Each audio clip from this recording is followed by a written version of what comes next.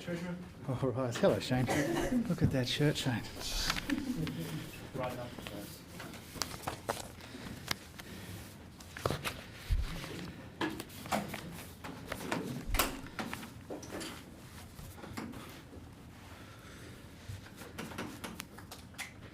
Okay, all good to go? Everyone good? Okay.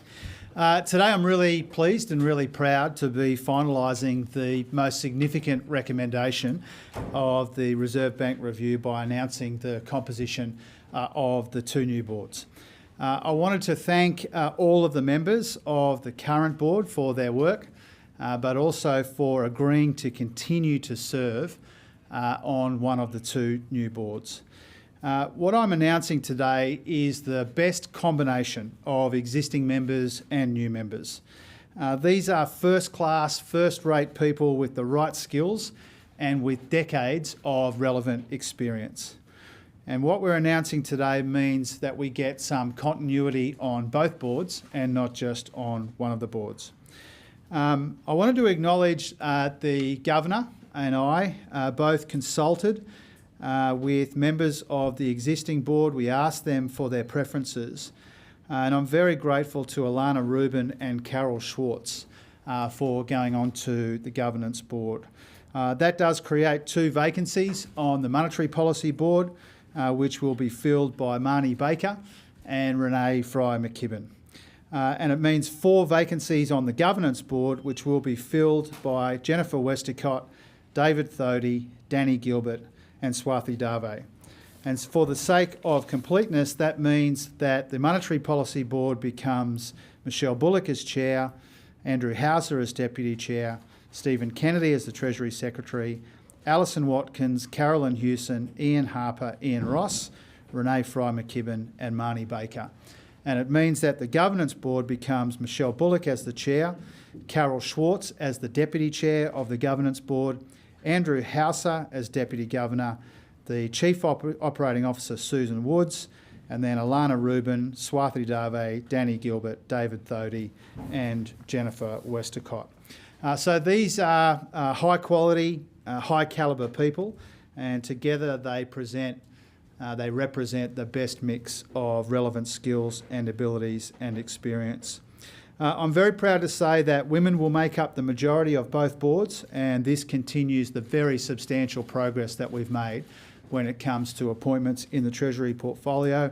6 of 9 on the Governance Board and 5 of 9 on the Monetary Policy Board.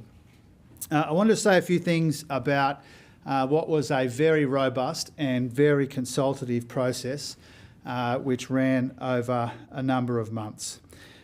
We took up the RBA reviews process for the operation of a panel of 3 people. We engaged a recruitment agency. There was an expression of interest process. The panel of 3 comprised Governor Bullock, Secretary Kennedy, and a third party, in this case Martin Parkinson. I consulted my cabinet colleagues formally and informally. There was a lot of much broader informal consultation as well throughout the course of the year. I consulted the Shadow Treasurer in July, 5 months ago, and again last week. I wanted to make it clear that the 2 new members of the Monetary Policy Board were the same names that I proposed to the Shadow Treasurer in July, and almost all of the Governance Board nominees as well. We asked for suggestions from the opposition, and that's because we took our responsibilities to consult very seriously. And you all know, having followed this very closely, just how much effort and work we put into trying to make this as bipartisan as it could be, and that extended to the way that we consulted in a genuine way. The new boards will begin from the 1st of March, so that it's after the February meeting and not before. And it's also worth pointing out that it is still the case that most of the Monetary Policy Board was first appointed to the existing board by the Coalition. You'll also see that I've staggered the term lengths to ensure that we can continue to balance the perspectives of existing members and new members, and so all of the reappointments don't come at once. We've imposed some order on the end of the terms in February and in August at the end of a statement on monetary policy cycle, also trying to get it away from budgets and other times that occupy Treasurers' minds, but impose some order on the sequence of these reappointments coming up so that they don't all come up at once. I wanted to say a very big thank you to Governor Bullock for all of the work over a really long period of time now. I worked very closely with Michelle Bullock. I'm grateful for her support for the Reserve Bank reforms and the work that has been happening at the Reserve Bank to make sure that we can finalise these reforms, and so I acknowledge her, and I acknowledge again everyone who has agreed to serve. I wanted to touch on a couple of other issues before I took your questions. Katy Gallagher and I will be releasing the mid-year budget update on Wednesday. Responsible economic management has been a defining feature of the Albanese Labor government, and it will be a defining feature of the mid-year budget update as well. It will show that over the first 2.5 years of this government, we have seen the biggest ever positive nominal turnaround in a budget on record. You know that we've delivered the first back-to-back surpluses in the best part of 2 decades.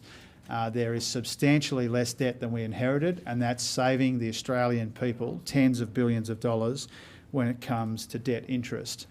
There are also some pressures that we need to accommodate in the mid-year budget update. The estimates variations will be very substantial. We've been upfront, for example, about the almost $2 billion that we're very proud to be providing veterans as a consequence of our better and faster processing of their claims. And I acknowledge that a number of you have shown an interest in that over time.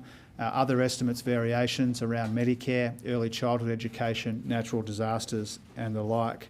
But slower growth in China will also have a substantial impact on the budget.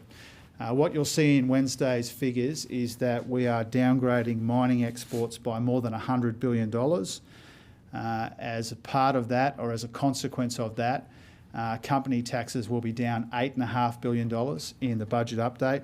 That's actually the first downgrade in company taxes since 2020. The global economy is uncertain, and that's weighing on our own economy and it's weighing on our budget. Some of these pressures on our budget are intensifying. Global volatility is a big part of the story, and you'll see that in the mid-year update. But despite all of this global economic uncertainty, despite the pressures on our economy from cost of living and from higher interest rates, what we've seen over the first 2.5 years of this government, 2 surpluses, much less debt, at the same time as we kept the economy growing, real wages are growing, inflation is falling, 1 million new jobs created, everyone's getting a tax cut and help with their energy bills, and still those 2 surpluses and a budget which is in substantially better nick than the one that we inherited in May of 2022. The last 2 things are Tim Pallas' resignation, and then I've been asked to say a few things about the situation in Fiji. I wish Tim Pallas well. I've known Tim Pallas for some time now. I consider him a friend. He is a person of great intellect. He's made an enormous contribution to the state that he loves. He is wonderful company, and I'll be sad to see him go. From time to time we butt heads about issues, and that's fine, that's to be expected. But nobody could doubt his commitment. Over 10 years and 10 budgets and all of his experience before then, he has been a huge contributor to the state of Victoria. He's a very fine Victorian and a great Australian. I'll be sad to see him go, but I can understand that after 10 years and 10 budgets, he's earned the right to put his feet up. So, Tim, I wish you well, mate, and all the best for the future. The last thing I wanted to say was about the situation in Fiji. This is very concerning news out of Fiji, with 4 Australians hospitalised over the weekend. We are thinking of the friends and family of the people who are affected. This is no doubt a very distressing time for them. DFAT officials are in contact with those affected Australians and they're providing consular assistance. I wanted to thank and acknowledge the very fine people of DFAT for the effort that goes in situations like this. Fiji police are investigating to determine the cause of the illnesses and we'll try and keep people updated as that investigation continues. DFAT's updated its travel advice for Fiji with some extra information, and Australians who are travelling this summer should always check Smart Traveller to make sure that they've got the most up-to-date information. Beyond that, people who are affected by this are entitled to their privacy, so we won't say more about their particular situation until or unless it's okay with them. More broadly, obviously, if Australians are travelling, be very alert to the potential risks, in this case around drink spiking and alcohol poisoning. Don't leave your drinks unattended. Pay attention when your drinks are being mixed and get urgent medical help if you suspect that something is wrong. Thanks for your patience as I ran through all of that. Happy to take some of your questions. We'll go Shane and then Jack and then Jacob. Treasurer, one of the recommendations out of the review of the bank was that bank board members would be giving their own speeches. Yeah. Is that something you've discussed with Governor Bullock, and do you expect, say, Marnie Baker or Renee Fry-McKibben to be leading off the public speaking and communication of the bank over the next 12 months? Well, the sequencing will be up to them and up to the bank, but of course I've discussed this on a number of occasions with Governor Bullock. You know, I think one of the really good developments out of the RBA review is the way that more opportunities have been afforded to the Governor, the Deputy Governor and others to explain to Australians how their thinking is evolving when it comes to monetary policy, but also to the economy more broadly. I think that's a really good development, and I think most of you, if not all of you, would agree that the press conferences on board decision days are especially informative and useful to people. And we want to build on that when it comes to members of the boards, including the new members of the boards. Michelle Bullock has said, I think in a very sensible way, that what she would like to do now is when the board meets in March was to begin a conversation with the new boards about the best way to go about that, whether it's the public commentary and speeches from new and existing members, or even when it comes to things like if and how they might attribute votes or contributions in the RBA minutes. That's now a conversation which is most appropriately had by the new boards when they meet in March. And I've had the opportunity and will continue to have the opportunity to talk with Michelle Bullock about it. Jack, then Jake. Treasurer, some were pushing for you to appoint market economists to the new rate setting board. Can you tell us why you eschewed that option? I mean, particularly given the RBA review that the existing board members had lacked the relevant expertise to question the decisions or recommendations made by the RBA executive. Well, what we've done here is we've made sure that we've fulfilled as best we can a good assessment of necessary skills on the boards and appointed an incredibly esteemed and distinguished academic economist in Renee Fry-McKibben, one of Australia's finest economists, and made sure that we've also got someone joining the board who has financial sector experience in Marnie Baker. And so I think it's a really good combination of people. There'll be more opportunities in the future as vacancies arise to colour in as much of that skills matrix as we can. But I don't think any objective observer looking at the 2 new appointments to the Monetary Policy Board, or indeed the 4 new appointments to the Governance Board, who would consider these people to be anything other than perfectly qualified people with the optimal blend of skills and experience. Jacob? Thanks, Treasurer. There were some sort of commentators, maybe Labor-friendly aligned commentators, who would have perhaps liked to have seen you. I don't remember reading them. Some of them appear in columns in the Fin Review, I know. Look, they would have probably liked an economist who was perhaps more attuned to the labour market. What do you say to people who, I mean, you put 2 people in who, as you say, are highly qualified, but would not come from that point of the ledger? What do you say to the ACTU, your own support base that maybe would have wanted a more aggressively pro-labour market economist than a monetary policy economist. Yeah. Well, first of all, I welcome the fact that there are a range of views about the best people to appoint to these boards. You know, one of the reasons why I've tried to include you and through you, the Australian people, as this RBA review process has evolved, is because I think it's a good thing to shake out ideas, to shake the tree, and to see what people think. And inevitably, when you do that, in the way that I do, you get a whole spectrum of views, and that's a good thing. And that's fine by me. When it comes to the labour market, one of the reasons we appointed Ian Ross is because he'd been the president of the Fair Work Commission. Probably nobody in Australia better understands the interaction between the labour market, particularly when it comes to wages, and the economy more broadly. And so I consider, when you look right across the board, not just the new people, but the existing people and the combination of skills and experience and talents, I think we're pretty well covered on the labour market. What I wanted to do here was to make sure that we got someone from the finance sector, Marnie Baker. The Governor and I were very clear about that. We were looking for someone there, and also somebody with the sorts of experience that Renee Fry-McKibben has as well. And so I know that some people will think these are great appointments, other people will have a range of views about that. That's fine with me. I'm really confident we've struck the right balance. We'll go Phil, and then Ron, and then John. Could I ask you about Tim Pallas? He walks out the door leaving a downgraded credit rating. His last budget update a week old has upgraded the debt from 155 to nearly 190 billion. He's the highest taxing state in Australia, and the Business Council of Australia says it's the worst place to do business. Do you think the people of Victoria would be effusive about him as you were on the way out the door? Well, I'm not going to have a shot at him on the way out the door. I'm focused on my budget and the budget update that Katy and I will hand down from this room on Wednesday.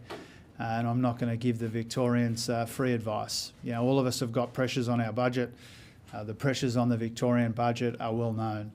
My experience of Tim has been a very dedicated person, very intelligent person, somebody who I've enjoyed working with, and so I see no point in trying to run him down as he exits after 10 years and 10 budgets. I think he's earned the right to go and do something else.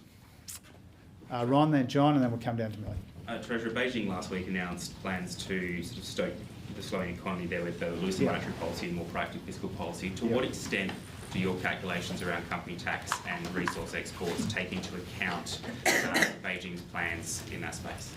Yeah, so the Treasury forecasts obviously take into consideration everything we know about developments in the Chinese economy. This is a particularly slow and soft period in the Chinese economy. And even with the very welcome announcements made by the administration about efforts to boost growth, we still expect growth in the Chinese economy to be quite weak, and that's played out in our expectations of mining exports and company taxes and the like. We welcome the steps that have been flagged or announced by the authorities in Beijing. But we don't pretend that that will automatically solve all of the challenges in the Chinese economy. Some of them are structural, some of them are demographic, some of them will take a little bit longer to play out. But we've made it clear we welcome the steps taken, and our forecasts take that into consideration. John, then Millie. Thanks, Treasurer. Just on the RBA board appointments, just curious to know what the thinking was behind putting a review member onto the board. What was the thinking there? Well, I think we had a great opportunity to appoint one of Australia's most accomplished economists from the ANU at the same time as somebody who has put as much, if not more, thought into the future of the bank than anyone. And what you'll see with these appointments, Renee's appointment certainly, but with all of the new appointments, indeed with all of the existing people on the board, they tick more than one box. And Renee Fry-McKibben did a wonderful job on the Reserve Bank review.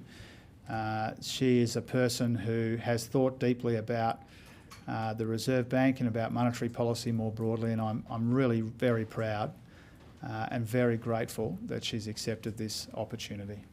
Really? Hi, Treasurer. Just when it comes to appointing and reappointing people in the future, will you continue to consult with the opposition? Yes. Yeah, I mean, what I've tried to do right throughout, and sometimes it's been difficult, is I've tried to be as bipartisan as I can about it.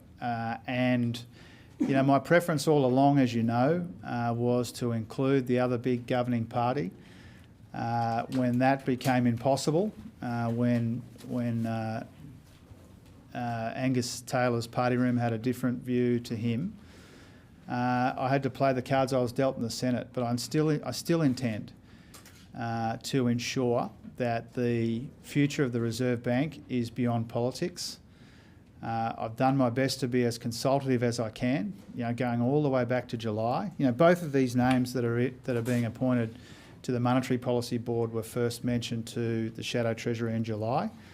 I won't go into the conversation, but I can say that we provided those names to him, and 3 of the 4 names in the Governance Board. And so people should expect that type of consultation to continue, because the future of the Reserve Bank should be beyond party politics. Okay, we'll come over this side. We'll go Michael, then Katina, and then Ben. How many people actually applied to serve on the Monetary Policy Board? And in regards to your consultation with the opposition back in July, were Marnie Baker and Renee Brymer-Kibben sort of the only 2 names for the Monetary Policy Board, or were they sort of part of a broader pool of potential names? Yeah, I don't have the total number of expressions of interest. That was managed by the recruitment agency and subsequently the panel, so I don't have that number. But when it comes to the names in July, that was in the advice that was coming to me, which came up in a final way only a week or so ago after the passage of the legislation. We were aware of the advice as it was evolving, that those were the sorts of names that could come out of the panel process. And so what I did then, knowing that, was I mentioned those names to the Shadow Treasurer. I asked him for any suggestions about any other names he would like to be considered, and we didn't get any suggestions on that front. He, to be fair to him, he's made his view clear that he would have rather that everyone on the existing board went to the Monetary Policy Board. The Governor of the Reserve Bank wanted there to be continuity on both boards, and so did I, rather than just on one board. But those names were part of the panel process in the middle of the year, and those names were on the list that came up to me last week. Katina. Thanks. Just on the drop of the 100 billion drop Yes. in forecast revenue exports, Yeah. what effect is that likely to have on the WA economy, and are you seeing that as the current mining boom has reached its peak and we're tipping over? I'm not pessimistic about the future of the resources sector. This just reflects the reality of less demand out of China largely, and a couple of other less substantial factors. But broadly what we're seeing here, we've seen the price for a lot of our resources bounce around over the course of the year.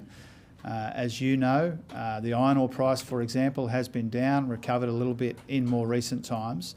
But the write-down in mining exports that you could expect to see on Wednesday is a reflection not just on prices but also on volumes. And volumes are down largely because the Chinese economy is weaker. I'm very optimistic about the future of our resources sector. I see it playing an absolutely central role in our economy. The people and industries of WA do so much of the heavy lifting in our national economy. I understand and appreciate that, and I'm optimistic about the future of the industries which have made WA so successful in the past and will continue to make WA and Australia successful into the future. Ben? Treasurer, just to forward to Ron's question, obviously markets have had a pretty mixed reaction to the Chinese stimulus, including all the markets, all the stimulus they've put in place. Yeah. Have you reached out to your counterparts in China at all for more of a read on what measures they're considering, if this is the beginning, the end of their motion, particularly given it has such an effect on the Australian economy? Yeah, we're monitoring very closely developments in China, and as you know, the announcements about efforts to support growth in the Chinese economy, it hasn't just been one announcement, it's been a series of steps that have been flagged or announced, including in one case when we were in Beijing, speaking directly to the chair of the NDRC, one of my main counterparts, about the steps that they're taking. We've got a wonderful team there led by Scott Dewar at the embassy and a big economic team in China. We monitor these things very closely. I think the market reaction is partly because markets are seeking more detail, and they're seeking numbers. They know the direction that the Chinese authorities are taking or intend to take. I think most people would see them as welcome developments and welcome steps, but seeking more information. And at a time like this, with a lot of global economic uncertainty, not just in China, we do see a bit of volatility in markets. We'll take a few more. We'll take the back row, and then we'll go to you. Good on you, Charles. Treasurer, obviously you didn't get the bipartisan support that you wanted. How today do you reassure mortgage holders, the people who haven't been following this closely, who are probably going to learn about this for the first time today, how do you explain to them why you're doing this, why it's a good thing, and do you think mortgage holders are better off under this new structure? Well, I don't want to preempt decisions taken by either the existing board or the future boards when they're set up. This is about modernising the Reserve Bank, picking up international best practice and making sure that we equip the Reserve Bank to make the best, most considered decisions into the future. And that's what the whole Reserve Bank review has been about. And I understand and acknowledge that people aren't necessarily sitting around their kitchen tables thinking about the composition of the Reserve Bank boards. But I also know that people are under substantial cost of living pressure and that our economy is weaker because of the combination of global economic uncertainty, cost of living pressures and higher interest rates as well. And so that's why I'm focused on my job. Setting up the RBA for the future is part of my job, but the main focus of my job is getting inflation down, getting wages up, strengthening Medicare, providing cost of living help. And that's where the contrast is really with our political opponents. You know, we're about inflation down and wages up, strengthening Medicare. Last time they were in office, they went after Medicare, they went after wages. This nuclear insanity will push power prices up. And so that's really the choice that people will make. But I'm focused on my job. I'm confident that we've got the right combination of people to make the best, most considered decisions about monetary policy and the operation of the Reserve Bank into the future. Just about the returning Bali 5, the Prime Minister keeps insisting that there's been no quid pro quo and Indonesia's not expecting any favours in return for their return. Yeah. But just 10 days ago, Indonesia's Law Minister Yusril Mahendra was talking about the return of any potentially detained illegal Indonesian fishermen. Do you think Indonesia realistically will be expecting favours into the future? Oh, not that I'm aware of. You know, I think this was an act of cooperation and compassion from President Prabowo. And I'm very grateful, and the government is very grateful to President Prabowo for his cooperation and his commitment to working with Australia in this instance. These guys made some serious mistakes. You know, they committed serious offences, but they have served the best part of 2 decades in prison in Indonesia, and it was time for them to come home. You know, some of them have spent most of their life imprisoned in Indonesia. They did the wrong thing, they did the time, and now they're home, and I see that as a good thing. And we recognise and we respect Indonesia's sovereignty and legal processes. And again, you know, we are grateful for the way that the Indonesian president has responded to our ask that they come home. Do you want to follow it up? That's fine. Oh, sorry, thank you. Please. Compassion for drug smugglers isn't something that Indonesia's shown much of in the past, so what's different here? Oh, well, that's you'd have to ask them the considerations that they've been through at our end. At our end, you know, we respect Indonesian laws, we respect the Indonesian system. We're grateful to President Prabowo for this act of cooperation and compassion. We don't deny that these Australians did the wrong thing, but it was time for them to come home, and I'm very pleased that they've come home. Charles? Just to follow that, would you like to see, or will there be fast-track visas granted for any family members of those 5 remaining members of the Bali 9? Oh, I'm not aware of those sorts of considerations. I've been focused on other things, as you'd expect. I think I said I'd go to you, and then we'll come back through this way. Treasurer, just on energy, the government's outlook for the energy grid sees significantly more growth in both energy generation and demand compared to the modelling cited by the Coalition last week. So my question is, how do you respond to Peter Dutton's claims that the government's policies will generate significant overinvestment in the grid? Well, I think what Peter Dutton and Angus Taylor released last Friday was a joke.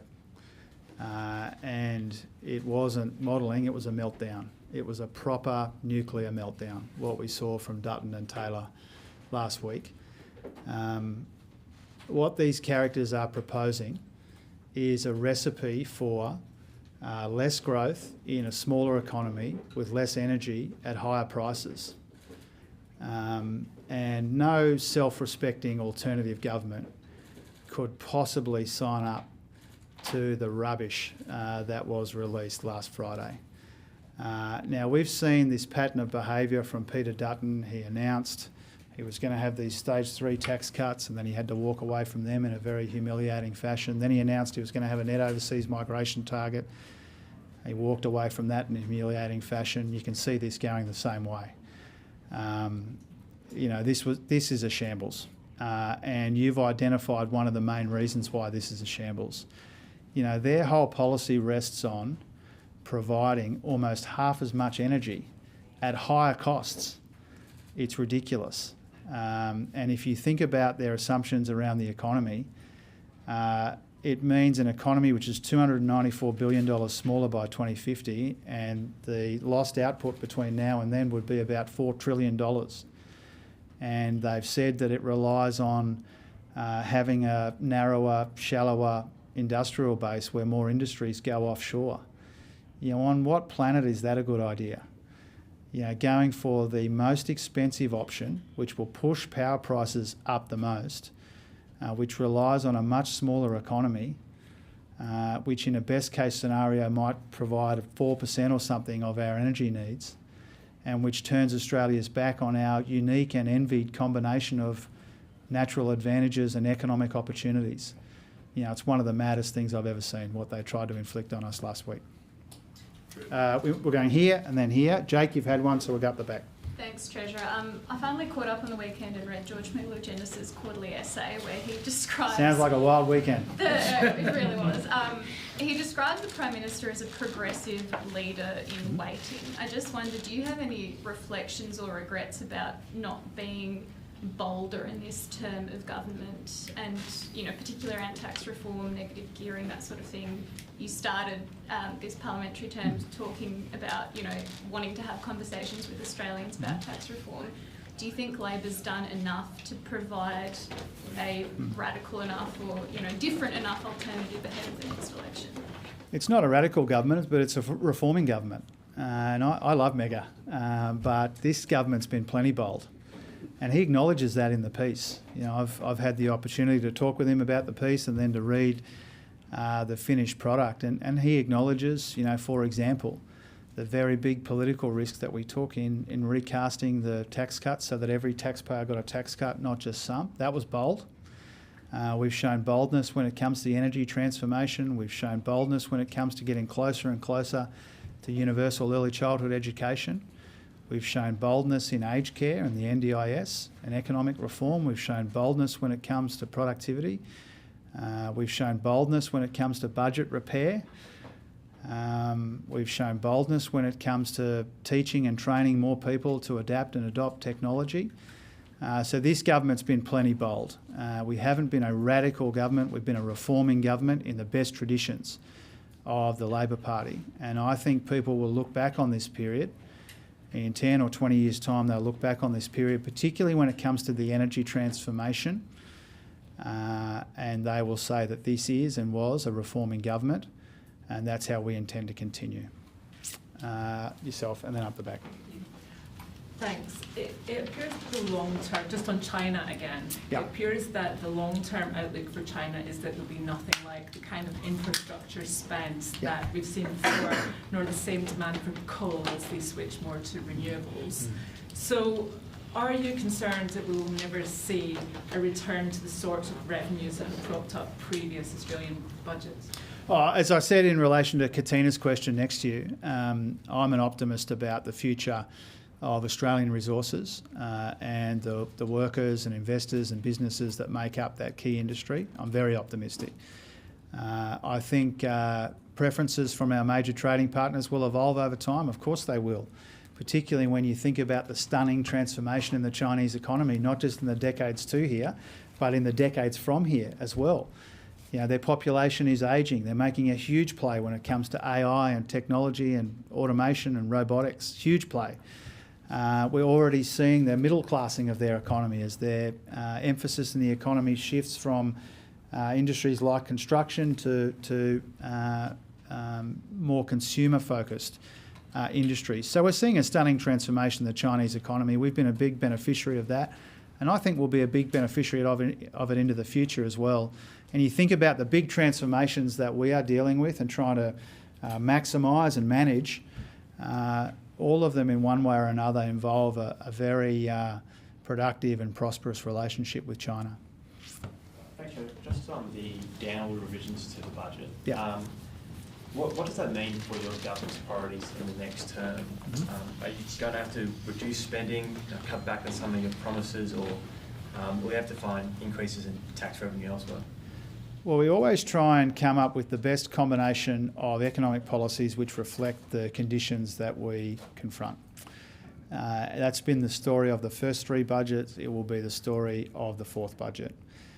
Is to weigh up the pressures and the conditions in the economy and in the budget more specifically, and make sure that we can do the best we can for people. And that's why that combination we've been trying to strike throughout.